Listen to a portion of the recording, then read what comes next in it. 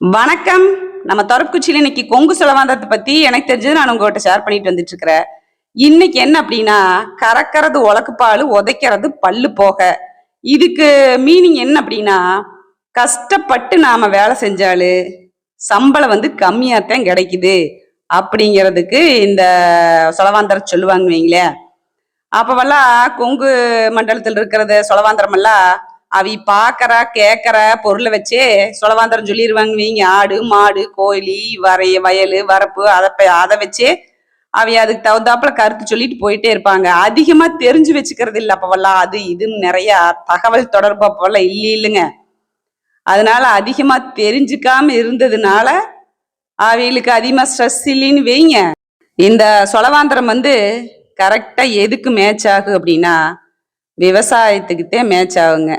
எப்படின்னா, நாம ஆளுகளும் கிடைக்கிறது இல்லையா, கூலி நாளி எல்லாமே அதிகமாச்சுங்களா, அப்புறம் நாமளுமே விவசாயத்துக்கு டச் விட்டு போயிடுச்சுங்களா. நாம் வெளியில போயிட்டு இப்ப புதுசா போய் விவசாயம் பண்றோம்ங்களா.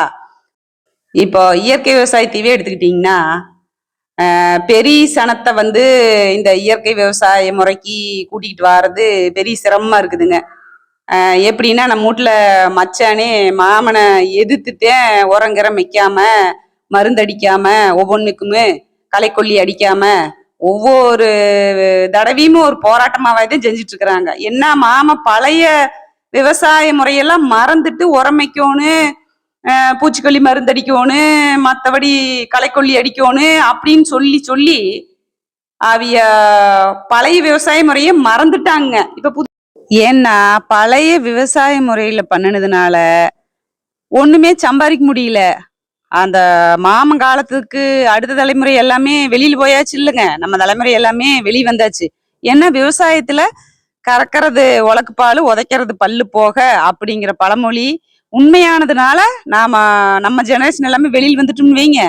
இப்ப திரும்பி கொரோனாக்கு அப்புறம் இயற்கை விவசாயம் பண்றதுக்கு நிறைய பேர் உள்ள வந்திருக்கிறாங்க. அது வரவேற்கத்தக்கது தானுங்க. இப்போ இயற்கை விவசாயத்திலயும் இதுதானுங்க. இப்ப நாங்களே யூடியூப் சேனல் ஆரம்பிச்சு நம்மளோட இயற்கை விவசாயத்தை எல்லாத்துக்கும் தெரிவிக்கணும்.